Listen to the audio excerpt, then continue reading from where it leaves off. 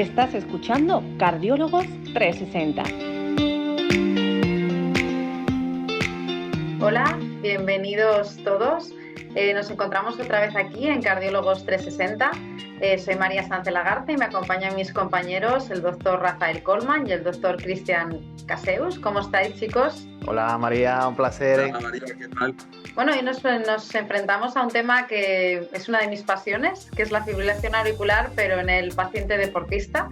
La verdad es que estamos todos muy ilusionados con este tema. Para los que no hayáis escuchado el episodio número 7, os insto a que lo hagáis porque realmente establecemos un poco las bases de lo que es la fibrilación auricular y ahora nos centraremos sobre todo en particular en el deportista, ¿no? Como hemos dicho en el capítulo previo, la fibrilación auricular la podemos prevenir con entrenamiento físico. De hecho, el entrenamiento de fuerza y el entrenamiento aeróbico de moderada intensidad previenen la aparición de fibrilación auricular, ya que prevenimos una cantidad ingente de factores de riesgo cardiovascular y evitamos que aparezca.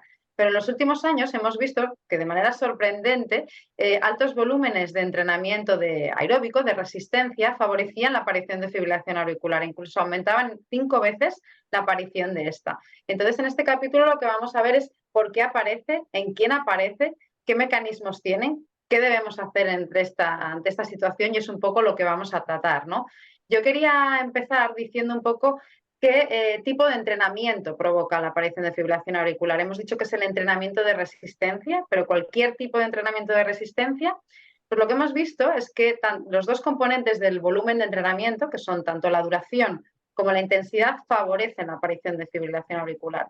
Hay un estudio que se desarrolló en el Hospital Clínic, en el hospital que yo trabajo hace ya unos años, en el que se vio que más de 2.000 horas de entrenamiento aeróbico favorecían la aparición de fibrilación auricular, mientras aquellos que hacían menos horas pero no eran sedentarios estaban protegidos para la aparición de fibrilación auricular. Por otra parte, en cuanto a la intensidad, vemos que aquellos que acaban antes la carrera y aquellos que son deportistas de resistencia de élite versus aquellos que son deportistas amateur, también tienen más riesgo de aparición de fibrilación auricular. Aunque este punto de la intensidad es un poco más controvertido, porque realmente, lógicamente, tenemos factores confusores, ¿no? Como el estrés de la competición, como el número de años que has estado compitiendo, pero lo que está claro es que parece que hay una relación entre el deporte y la fibrilación auricular, lo que llamamos una curva en J, que no es una curva en U, y ahora me quiero explicar este sentido, ¿no? Nosotros, si somos sedentarios, tenemos mucho riesgo de tener fibrilación auricular. Si hacemos deporte, bien sea de fuerza, en este caso estamos hablando del deporte de resistencia, nos va a disminuir la posibilidad de tener fibrilación auricular si hacemos moderadas cargas. Pero hay un cierto punto que va a ser bastante individual, a partir del cual aumenta el riesgo de aparecer fibrilación auricular si aumentamos mucho el volumen de entrenamiento. Pero nunca va a tener tanto riesgo como estarse sentado en casa, o sea, estar sedentario. Por eso hablo de curva en J y no curva en U, ¿no? A eso me quería referir. Bueno, y ahora que ya sabemos qué tipos de entrenamiento provocan la fibrilación auricular, me gustaría, Rafa, que nos dijeses, si es que lo sabemos, qué tipo de mecanismos hay detrás de la fibrilación auricular en el deportista. ¿Por qué se produce? Muy bien, María. Qué importante esto que has dicho, ¿no? La cantidad de personas que nos puedan estar escuchando y que piensen, bueno, pues entonces el entrenamiento, el sedentarismo, es malo para la fibrilación auricular, o sea, me favorece la fibrilación auricular. Una actividad física de cierta intensidad, moderada, hasta un punto algo vigorosa, me va a proteger, pero a partir de allí me puede producir inconveniente, ¿no? Y eso es interesante que quede claro y mucho menos lo que queremos es incitar a la gente que realiza actividad física porque la mayoría de la población es sedentaria o realiza muy poca actividad física. Entonces, esto es lo que tiene que ser el aliciente para realizar actividad física de intensidad moderada. Bueno, hablando de los mecanismos, sí, María, hay mecanismos que tenemos unas diferentes vías por las cuales o mecanismos por las cuales se pueden crear fibrilación auricular. Básicamente estas las podemos resumir en tres. Por un lado tenemos unos disparadores auriculares que son unos triggers. Tenemos un sustrato arritmogénico o auricular alterado y luego tenemos unos moduladores. Ahora, claro, la audiencia se habrá quedado de cuadro. ¿Y esto qué es? ¿Qué es chino lo que me esté hablando totalmente? Bueno, para poder entender un poco estos mecanismos, permitidme que haga un breve resumen un poco del funcionamiento del corazón y sobre todo cómo cómo la actividad física interacciona en este funcionamiento. Fijaros, cuando una persona realiza actividad física y esto lo lleva realizando durante un tiempo determinado y a una intensidad determinada, el organismo empieza a generar ciertas adaptaciones con la finalidad de lograr que el cuerpo sea más eficiente y en particular el sistema cardiovascular. Para ello, pues lo que hace es que el corazón normalmente aumenta un poco de tamaño, las cavidades cardíacas, tanto las aurículas como los ventrículos aumentan un poco de tamaño y también las paredes aumentan su grosor. Esto permite que el corazón es capaz de albergar mayor cantidad de sangre y por lo tanto bombear más sangre. Pasamos por lo tanto de un motor de un SEAT a un motor de un Ferrari. Esto lo genera la actividad física y esto es un dato evidentemente pues beneficioso. Por el otro lado, la actividad física genera un cambio en la autonomía de activación del corazón. Cristian comentó en el capítulo anterior un poco sobre las diferentes fuerzas que se encuentran dentro del organismo y que equilibran la balanza. Y estamos hablando del sistema simpático y del sistema parasimpático. Por un lado, el sistema simpático lo que hace es activar, prepara al organismo y en este caso al corazón para la activación, mientras que el parasimpático es todo lo contrario, a la calma y a la relajación. Pues las personas que hacen actividad física durante un tiempo, lo que suele ocurrir es que en reposo predomina principalmente las fuerzas de la calma, el parasimpático, el sistema vagal. Y por eso es que encontramos que la gente deportista suelen tener frecuencia cardíaca en torno a 40, 50 latidos por minuto, y esto es normal para ellos, porque es parte del mecanismo de adaptación que se ha generado debido al entrenamiento físico.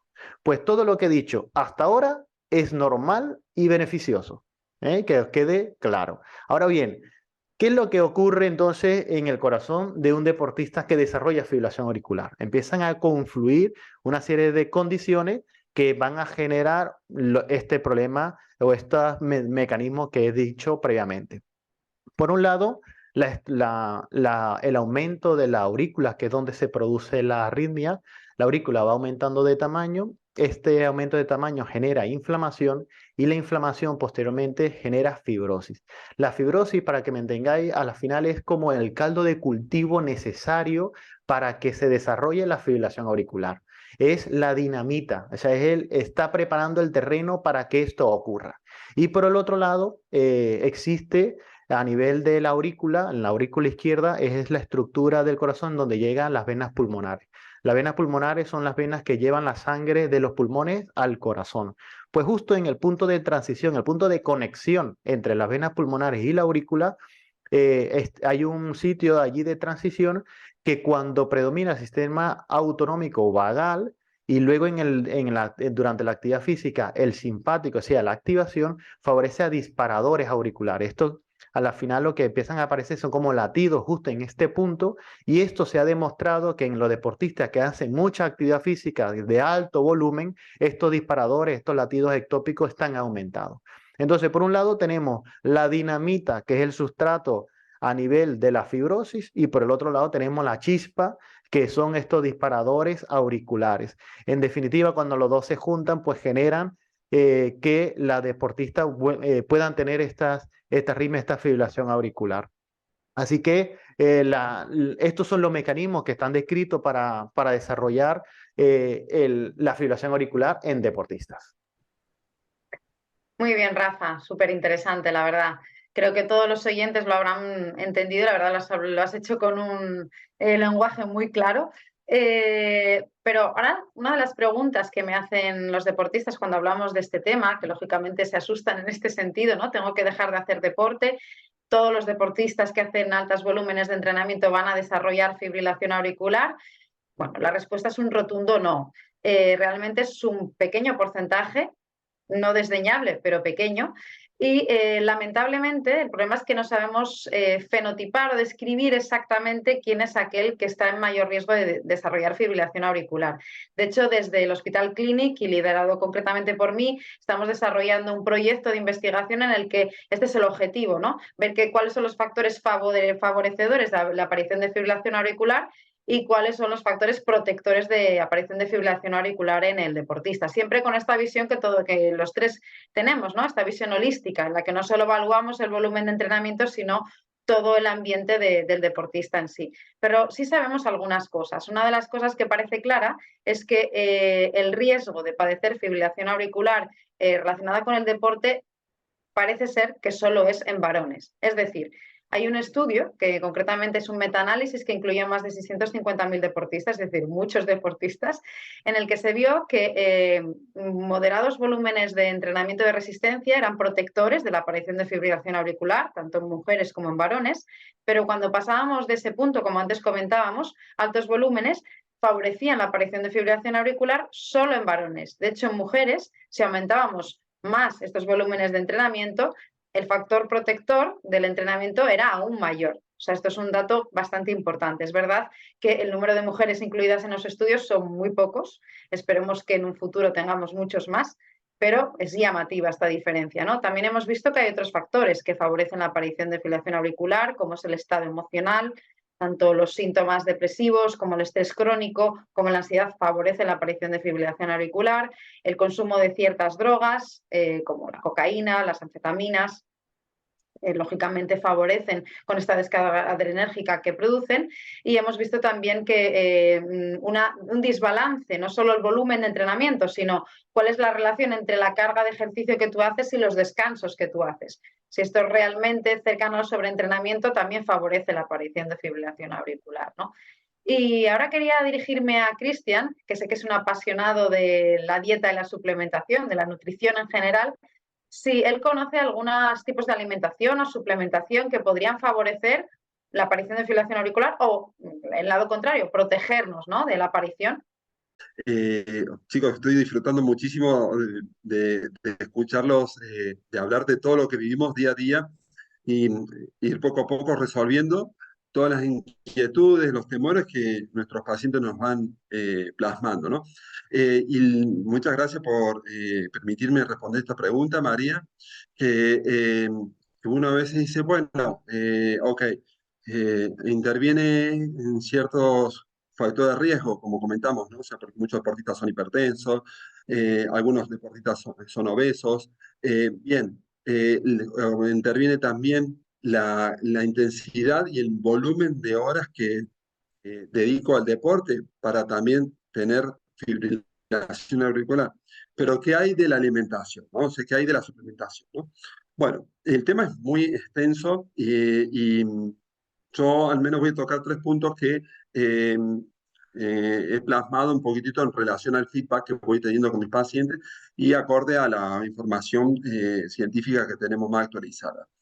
Sobre todo, primero que nada, lo que se ha visto que el control del factor de riesgo, que es algo que a veces damos por obvio en los deportistas, pero muchos deportistas son hipertensos, como comentamos, o son obesos. Si tenemos un mejor control, que incluso a veces lo podemos lograr con el deporte mismo, en forma bien prescripta, vamos a disminuir la incidencia de este flagelo, ¿no? De esta arritmia, que muchas veces, si bien no constituye para el común de deportistas un problema, pero es muy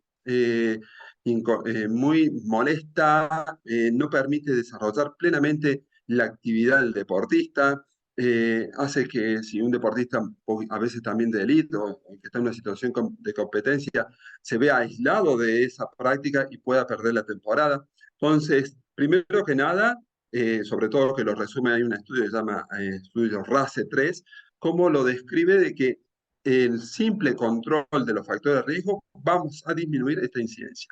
Luego, pues, quería tocar un tema que está muy a la orden del día en cuanto a lo que es la suplementación, ¿no? O sea, la suplementación con omegas 3. Entonces, sabemos que prácticamente los omega 3 están a la boca de todo el mundo y sobre todo en aquellos deportistas en donde saben de que el omega 3 tiene factores muy beneficiosos a nivel cardiovascular y a nivel en general. Pero ¿qué pasa con el corazón? Bueno, hoy por hoy disponemos de mucha información un poco controvertida, en donde lo que estamos viendo, la mayoría de los estudios están viendo de que los omega 3, la suplementación con omega 3, en este caso con EPA y DHA, que después en otro capítulo podemos hablar un poquitito de este tipo de ácidos grasos. Eh, lo que vemos es que disminuye la incidencia de afectaciones cardíacas en general, ¿sí? Pero ¿qué pasa con este tipo de afectaciones que se llama arritmia cardíaca? Y bueno, se ha visto que dosis un poco elevadas, ¿no? Hay un ensayo clínico que se llama STRENGTH, ha visto que en personas que tienen un riesgo cardiovascular, la suplementación con 4 gramos de omega 3 favorecía en un porcentaje, como hablamos a nivel médico, significativamente elevado con respecto a aquellos que no lo tomaban. O sea, estamos hablando de una incidencia de pasar de 2,2% a 1,3% si no lo tomabas, ¿no? Y luego después vemos también otros estudios que usaban unas dosis mucho menores, ¿sí? 840 gramos de ácidos grasos omega 3, que ya la diferencia para generar arritmias era mucho menor entre los que tomaron esta suplementación y las que no lo tomaron. O sea, por ejemplo, en este caso, estos 840 miligramos al día generaban un 7,2%, o sea, el 7,2, perdón, por 1000 personas tenían arritmia contra un 6,6. O sea, prácticamente es mínimo y no era significativamente correcto. Y entonces, ahora bien, ok, la conclusión sería, bueno, omega 3, que incluso muchos deportistas se declinan por usar este tipo de suplementación para a veces intentar bajar la cifra de colesterol, que eso es otro tema, ¿no? Que también sería bueno que después lo comentemos, porque el colesterol y el deporte, ¿no? Pero bueno, a veces piden una analítica, los médicos le suelen ofrecer tomar estatina, muchos deportistas saben de este efecto contraproducente, sobre todo también a nivel muscular que tiene la estatina, y se decantan por tomar omega 3. Bueno, pero guarda, a ver, ¿esto ahora me va a favorecer a tener arritmias? Bueno, tenemos que tratar, primero que nada, individualizar al deportista y saber de que dosis muy elevadas, o sea, ya estamos hablando de 4 gramos de omega 3 por día, van a casi duplicar el consumo, perdón, la incidencia de arritmia.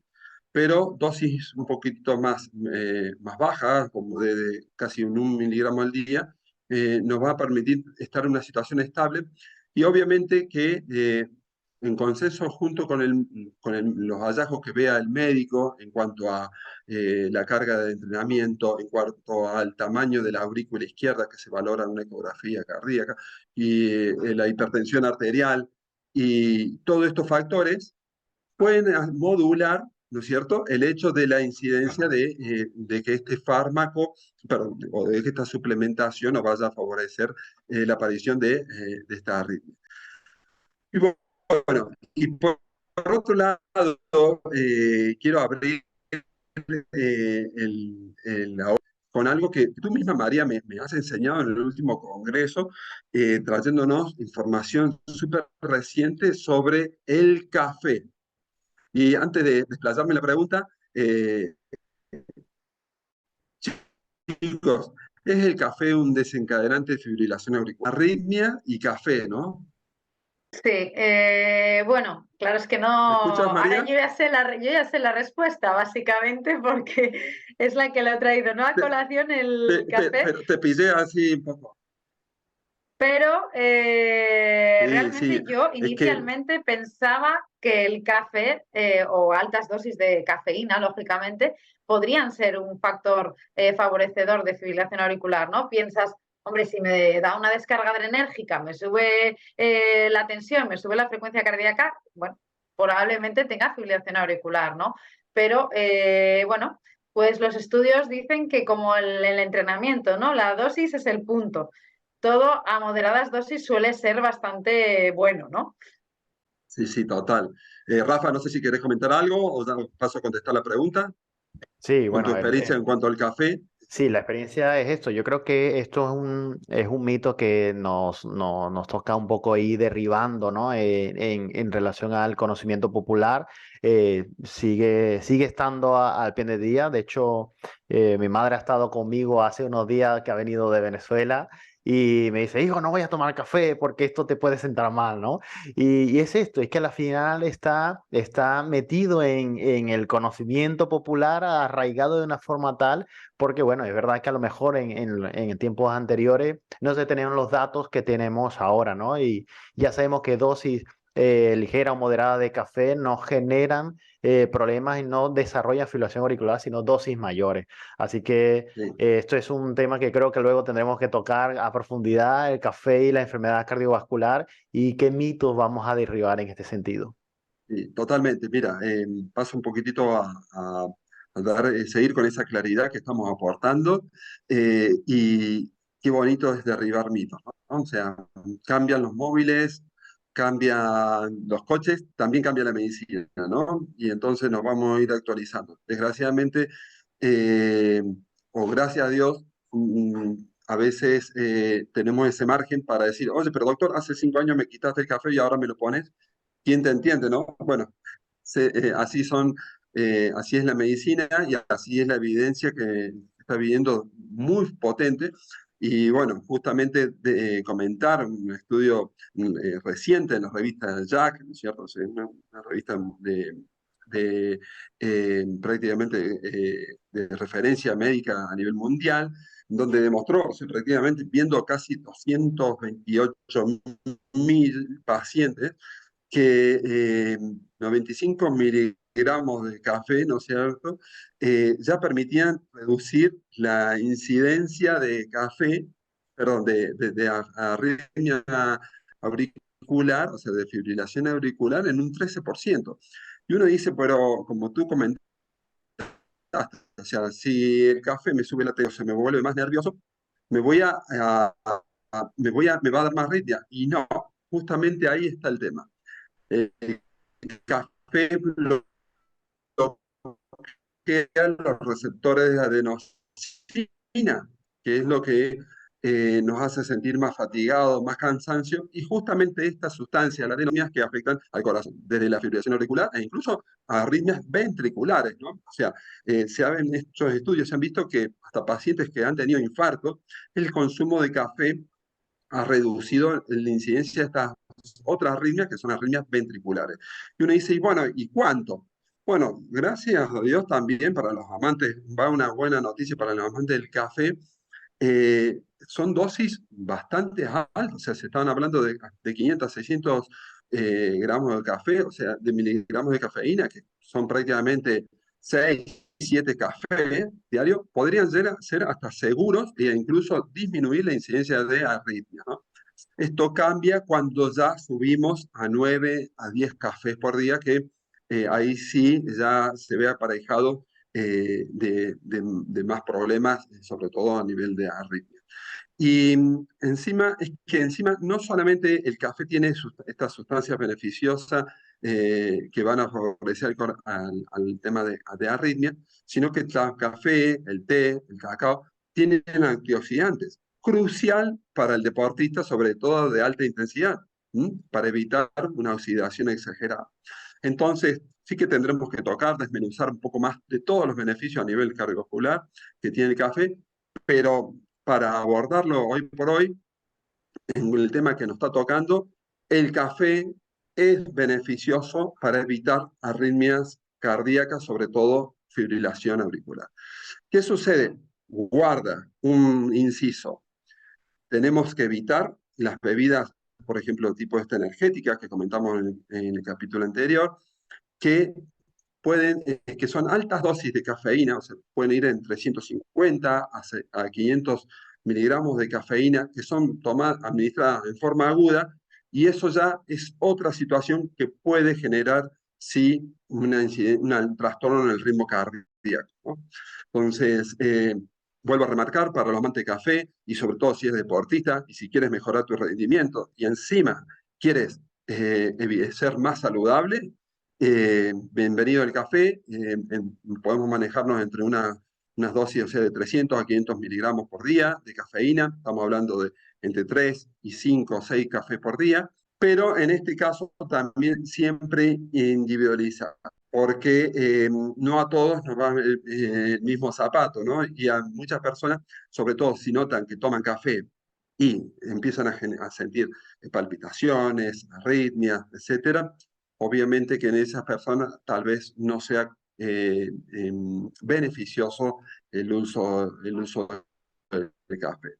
Una cosita también más para destacar, no todos los cafés son iguales, obviamente, que muchas veces a aquellas personas que tienen arritmia le hacíamos tomar café descafeinado. El café descafeinado no demostró disminución de la arritmia y es muy importante para usar todos los beneficios del café, que el café sea natural, que evitarlo usar con edulcorantes, con azúcar, etcétera, que de esa forma vamos a gozar de estos beneficios a nivel cardiovascular. Súper interesante, la verdad que como tú bien dices, quitar mitos es una de las cosas que nos hace evolucionar y aprender a todos, ¿no? Primero a los médicos mismos, ¿no? Y yo creo que es algo muy importante para todos también saber cuando hay nueva evidencia, pues oye, al menos planteársela, ¿no? Si tenemos otras creencias previas, cambiarlas e intentar evolucionar en este sentido, ¿no? Ya hemos hablado mucho de dispositivos, pero la verdad es que querría saber, Cristian, para diagnosticar la fibrilación auricular en el deportista, ¿qué recomiendas? ¿Qué sueles hacer en tu práctica clínica diaria en el deportista cuando se sospecha que podría tener una fibrilación auricular, bien sea por síntomas o por algo que te esté refiriendo, ¿no? Bueno, primero que nada, cuando ya veo los síntomas, les sugiero esto, ¿no? Café, 300 miligramos, 25% menos de fibrilación auricular. O sea, ya empezamos por el vamos, ¿no? O sea, vamos a tomar acción, ¿no? Pero, como comentamos en el capítulo anterior, el electrocardiograma es el que confirma el diagnóstico de la fibrilación auricular. Si no lo vemos en ese momento, podemos hacer un estudio Holter. Y luego después ya viene todo ese arsenal de que la tecnología nos está dando, que nos permite, como quien dice, en forma casera, hacernos electrocardiogramas y de esa forma también mostrárselo al profesional y poner en evidencia la presencia o no de este tipo de arritmias. Dentro de lo que son estos dispositivos, tenemos el famoso Cardia, que voy a hablar de marcas, pero bueno, de la empresa Leap, que nos permite, incluso al lado del móvil, solamente apoyando nuestros dos dedos, hacer una tira de electrocardiograma de 30 segundos y con eso generar un archivo PDF y enviárselo a nuestro médico o imprimirlo y llevarlo a la consulta, ¿sí? O incluso guardarlo en nuestro móvil, en nuestro archivo de móvil. Tal es así que el software, no solamente de este equipo, sino de otros, a veces tiene, y con buena precisión, la capacidad de diagnosticar si estamos con arritmia o no. Y luego después viene todos los smartwatch, desde la empresa de Apple y también ciertos Samsung, el Samsung Watch 4 para arriba en categoría, nos permite, con un precio bastante menor al Apple Watch, nos permiten también hacer electrocardiograma. Y esos son prácticamente los que más nos van a ayudar a los profesionales a ayudar al paciente, ¿sí? O al deportista. Y por otro lado, relojes como Garmin, como Sunto, como Polar, tienen unos software que permiten detectar ritmos anómalos, o sea, cuando se van frecuencias cardíacas muy altas o muy bajas, y a la vez también generar una gráfica del tipo de frecuencia, o sea, la frecuencia cardíaca que tenemos durante la actividad deportiva. Esa gráfica, cuando es muy anómala, o sea que, por ejemplo, venimos corriendo a un ritmo de 6 minutos el kilómetro, ¿sí? A unos 110, 120 latidos por minuto, y súbitamente pasa a 180 y se mantiene 180, 190, 210, incluso 220, que hemos visto bastante, y lo podemos asociar con ciertos síntomas, y imprimimos esas gráficas, se las llevamos a nuestro profesional y seguro que nos va a ayudar a detectar este tipo de arritmia y usar todo el arsenal, el resto del arsenal diagnóstico que tenemos, ¿no? Entonces, ese tipo de planteamientos me ha servido muchísimo para ir un paso antes, ir a por esa arritmia y no llegar tarde con respecto a nuestro deportista, María. Muy bien, Cristian. De hecho, yo quería recordar a nuestros oyentes que quien esté interesado en los dispositivos realmente vuelva a nuestro episodio 5 en el que detallamos mucho este tipo de dispositivos. La verdad es que están a la orden del día y nos están ayudando mucho, ¿no?, en la práctica clínica. Y ahora yo quería preguntarle a Rafael, hemos hablado ya en el episodio 7, en el episodio previo, sobre los tratamientos que tenemos para la fibrilación auricular. Pero en el deportista hay algunas cosas diferentes, podemos aplicar los mismos tratamientos. ¿Qué hacemos en la práctica clínica diaria ante un deportista? Bueno, pues con relación al tratamiento, sería interesante que el deportista que está escuchando este capítulo, si no ha escuchado el previo, que lo escuche, porque a la final el tratamiento de la fibrilación auricular en el deportista, la base es la misma que de la persona que no realiza deporte, y tal vez en el deportista lo que tenemos que hacer es que vamos a darle cierta particularidad o matizar en algunos aspectos de línea del tratamiento. Así que si no has escuchado el capítulo anterior, te recomiendo que lo escuches para entender un poquito más. Pero de cara al tratamiento de la fibrilación auricular, tenemos que saber lo siguiente. Anteriormente, Cristian había comentado en el capítulo previo en relación a los fármacos que disponemos para el tratamiento de la fibrilación auricular. Y yo quiero para que quede un poco claro, como, bueno, vamos a dividir un poquito para qué es cada cosa, ¿no? La fibrilación auricular, como hemos dicho, es una arritmia que lo que hace es, en muchas ocasiones, acelerar el corazón. Y esa taquicardia o ese aceleramiento sabemos que no es bueno porque puede traer, como bien dijiste tú, María, en el capítulo previo, llevar a una insuficiencia cardíaca. Entonces, entre la estrategia para evitar que esto ocurra es colocarles a la persona tratamientos que hacen que el corazón vaya un poco más lento.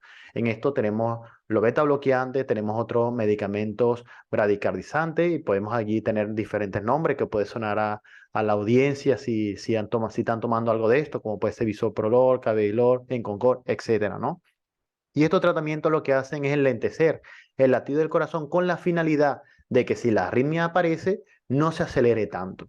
Y hasta allí se puede entender perfectamente, pero hay que tener en cuenta que las personas que tienen, por ejemplo, fibrilación auricular paroxística, en el momento que no está teniendo la arritmia de base, sino que su corazón está en un ritmo normal, estos tratamientos enlentecen también al corazón. Y en una persona, normalmente el efecto de estos tratamientos va en reducir entre unos 10 latidos por minuto cuando se está tomando esta medicación. Pero ¿qué ocurre en el deportista que ya de por sí tiene latidos bajos?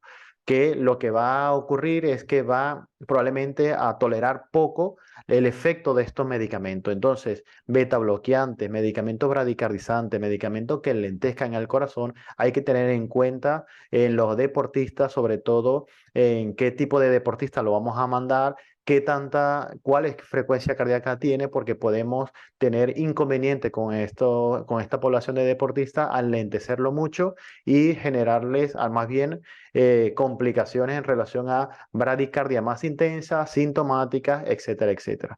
Además, si eres deportista y eres deportista competitivo, tienes que saber que este tipo de fármacos normalmente los van a disminuir tu rendimiento deportivo. Por lo tanto, va a ser una piedra en el camino en tu desarrollo profesional. Y allí es tan importante que el trabajo que tenemos todos los cardiólogos en este sentido, al trabajar con deportistas, que tenemos que individualizar aún más. Si ya lo teníamos que hacer en la población general, pues en el deportista que tiene unas particularidades muy definidas, pues esto lo tenemos que hacer aún más a conciencia. Por otro lado, tenemos otros fármacos que son los anticoagulantes, que habíamos comentado que son el tratamiento para evitar la complicación más temida, que es el infarto cerebral. Y lo habíamos dicho también en el capítulo previo, que estos tratamientos no es para todo el mundo. O sea, los anticoagulantes se van a mandar para aquellas personas que tengan un riesgo elevado de producir trombos. Por suerte, la gran mayoría de los deportistas suelen ser personas sanas, donde el riesgo isquémico es bajo y en la gran mayoría de ellos no requiere tomar tratamiento anticoagulante. Y en aquellos que sí que lo necesitan, hay que tener en cuenta, sobre todo, disciplinas deportivas en donde el contacto directo esté presente o el riesgo de sangrado sea muy alto, porque hay que informar del riesgo tan importante de sangrado, que de sangrados mayores, que puede ser un verdadero problema para estas personas. Luego tenemos también otro tipo de tratamiento, como son los tratamientos antiarrítmicos. Los tratamientos antiarrítmicos son medicación que se mandan para evitar que aparezca la arritmia. En este tipo de tratamiento lo hay que tener en cuenta, sobre todo en aquellos pacientes deportistas que están diagnosticados, que están tratados con este tipo de medicación, que puedes tener una estrategia, que lo comentamos también en el capítulo previo, el tratamiento de peeling the podcast, que a la final lo que va es en aumentar la dosis puntual de ciertos fármacos en el momento que aparece la arritmia. Esto es igual en las personas no deportistas, pero en el deportista hay un matiz. Y el matiz es que si tienes un episodio de fibrilación auricular y haces esta estrategia, tienes que tener en cuenta que no puedes realizar actividad deportiva hasta que la arritmia se desaparezca, y luego hay que esperar un periodo determinado que va aproximadamente entre unas 6 y unas 8 horas para hacer que el fármaco se lave en sangre y a la final desaparezca su efecto. Es lo que se recomienda, que este tipo de recomendación no es necesario en las personas no deportistas. Bueno, estos son los matices a grandes rasgos que tenemos que tener en cuenta desde el punto de vista farmacológico. Pero también tenemos que saber que de cara al tratamiento existe el tratamiento intervencionista, que es el tratamiento de la ablación de las venas pulmonares que comentamos también en el capítulo previo. En esta línea, lo que tenemos que saber es que de cara a los deportistas es una estrategia muy interesante a tener en cuenta, porque en la mayoría dependiendo del deportista, si es de alta competición, si es un deportista de élite y que esto es su profesión y quiere mantener la intensidad de entrenamiento, pues tal vez la ablación de las venas pulmonares pudiera ser una opción bastante interesante, teniendo en cuenta que se evitaría tal vez la toma de los beta bloqueantes, la toma tal vez de los antiarrítmicos por una temporada, y esto le puede favorecer el poder continuar realizando su actividad deportiva. Por desgracia, como todo, no es para todos. Esto habrá que individualizar y seleccionar qué deportista se le puede optar o se le puede ofrecer esta opción. Tiene que tener unas características en particulares y dependiendo de ello, pues tendrá o no esta vía o esta alternativa. Muy bien, muchas gracias, Rafael. La verdad es que creo que es muy útil para todos aquellos que se han sido diagnosticados de fibrilación auricular y no ya aquellos que son deportistas de élite, ¿no? Pero sino también aquellos que quieren hacer deporte, porque hemos visto que es uno de las prevenciones más importantes que tenemos, ¿no? Para la fibrilación auricular. Bueno, y una de las cosas claves que todos los pacientes nos preguntan, bueno, me han diagnosticado de fibrilación auricular, ¿y ahora qué hago? Si altos volúmenes de entrenamiento me han dado lugar a fibrilación auricular, pues si lo pensamos, ¿no? Sentido común, podemos pensar que altos volúmenes no se podrán seguir haciendo si queremos que no haya más recurrencias de fibrilación auricular. Y esto se ha visto en un modelo murino, ¿no? En un modelo de experimentación animal, se vio que si nosotros manteníamos los volúmenes de entrenamiento en ratas que eran corredoras, se mantenían los episodios de fibrilación auricular y había más recurrencias. En cambio, si los bajábamos, reducíamos los volúmenes, disminuía la probabilidad de tener fibrilación auricular. Sin embargo, esto no se ha podido demostrar en la población humana, digamos, ¿no? Entre nosotros. Y es que realmente hay muchos confusores, ¿no? Que pueden influenciar, porque como decíamos, no solo es el volumen de entrenamiento, sino es cómo es nuestra planificación de entrenamiento o la dosificación de este entrenamiento, cuánto este entrenamiento, qué estrés físico y mental nos supone, en qué contexto lo estamos viviendo, qué carga laboral tenemos, qué estado emocional. Es decir, siempre esta visión 360 que todos tenemos. Y la respuesta a esta pregunta, ¿podemos hacer entrenamiento? Sí. O sea, no es que podamos, es que debemos hacerlo. Como os decía, el entrenamiento de fuerza y el entrenamiento aeróbico, no me cansaré de decirlo, de moderada intensidad, es la mejor estrategia que tenemos para prevenir la aparición de fibrilación auricular. Simplemente tenemos que individualizar, recontextualizar qué deportista tenemos delante y quizás se hace altos volúmenes de entrenamiento y esto le ha supuesto, sea el único factor que le ha supuesto la fibrilación auricular, evaluar el resto de factores y ver si realmente esta persona tendría que virar un poco el tipo de entrenamiento que hace, quizá combinar con entrenamiento de fuerza y bajar el volumen de entrenamiento de resistencia, obviamente individualizando, ¿no? Y también saber qué supone para la persona hacer entrenamiento de resistencia. Intentar no desmotivarla y que busque otra alternativa segura y sana como es ser activo, ¿no? En este sentido. Y bueno, no sé si queréis decir alguna cosa más, si no yo pasaría a las claves de este episodio, que la verdad es que me ha parecido muy interesante y espero que a los oyentes también les haya parecido tan apasionante como a nosotros, ¿no? Para mí, los mensajes claves de este episodio son, primero, que altos volúmenes de entrenamiento, como decimos, aeróbico, se han asociado a fibrilación auricular, pero no en toda la población. Esto parece ser una realidad en varones, en un pequeño porcentaje de varones, potenciado por un estado emocional de estrés, ansiedad, por una serie de suplementación, como ha hablado nuestro compañero Cristian, que no conocemos exactamente los mecanismos, pero parece que el deporte pues, hace unos cambios estructurales en la aurícula y también en nuestro sistema nervioso que favorecen la aparición de fibrilación auricular, pero que siempre llevar un estilo de vida cardiosaludable va a ser la mejor prevención para el desarrollo de fibrilación auricular. Simplemente tenemos que un poco cambiar nuestro plan de entrenamiento y ver qué podemos hacer para que no aparezcan otra vez estas crisis, pero que una vez que tenemos una crisis de fibrilación auricular no acaba nuestra vida, sino que puede empezar una aún mejor, ¿no? Quizás una manera de decirnos, de señalarnos que estos volúmenes altos de entrenamiento no son para nosotros. Necesitamos otro tipo de abordaje, ¿no? Y nada, sin más quería despedir a la audiencia. Recordaros que nuestro canal de podcast está tanto en iVoox como en YouTube por el momento. Esperemos que pronto en muchas plataformas más. Y ya en 2 semanas, entramos ya en el mes de marzo, que como sabéis es el mes de la mujer, y será el próximo episodio dedicado a nosotras, en concreto a la cardiología y la mujer. Para todos aquellos que estén interesados en este tema, por favor no os lo perdáis. Sabéis que dejamos en las notas del episodio todas las referencias bibliográficas en relación a este episodio y os instamos a, si tenéis cualquier duda, si queréis avanzar en este tema, si queréis que ampliemos alguno de estos aspectos, por favor escribirnos, que estamos aquí para solucionar vuestras dudas o vuestras curiosidades, ¿no? No sé si queréis decir algo más, si queréis despediros, compañeros.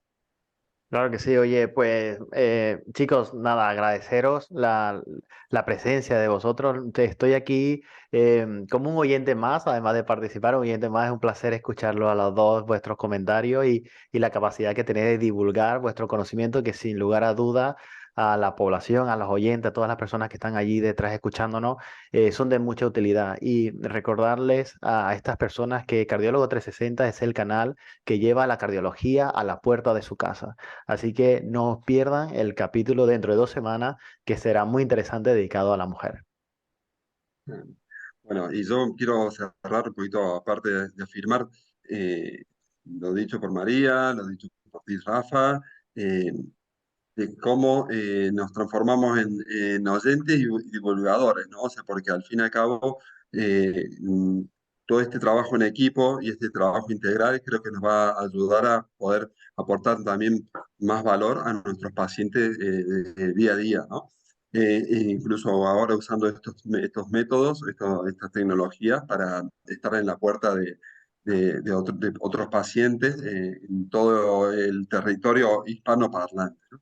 Y no me quiero despedir sin hacer una reflexión con respecto a la fibrilación auricular y el deporte. O sea, como tú bien dijiste, María, no es momento de, como quien dice, colgar las botas, ¿no? O sea, la fibrilación auricular no es algo para que, digamos, no hay que hacer más deporte, no, y mucho menos, hay muchas vías de abordaje para solucionarlo y debemos seguir un poquitito con esa dinámica de buscarle la solución, encontrar los profesionales idóneos y para volver a reactivarnos y continuar con nuestro deporte. Tenemos varios deportistas pacientes que así lo han hecho y bueno, no, como quien dice, para nada, no todo está perdido, o sea, para nada, ¿eh? Así que bueno, hasta la próxima, a marzo, y Rafa, esperemos estar a la altura de las mujeres, ¿no? O sea, para aportar toda la información, ¿no? Sí, seguro que sí. Nos costará mucho, pero seguro que sí. Hay que sensibilizarse un poco en ese sentido. Chao.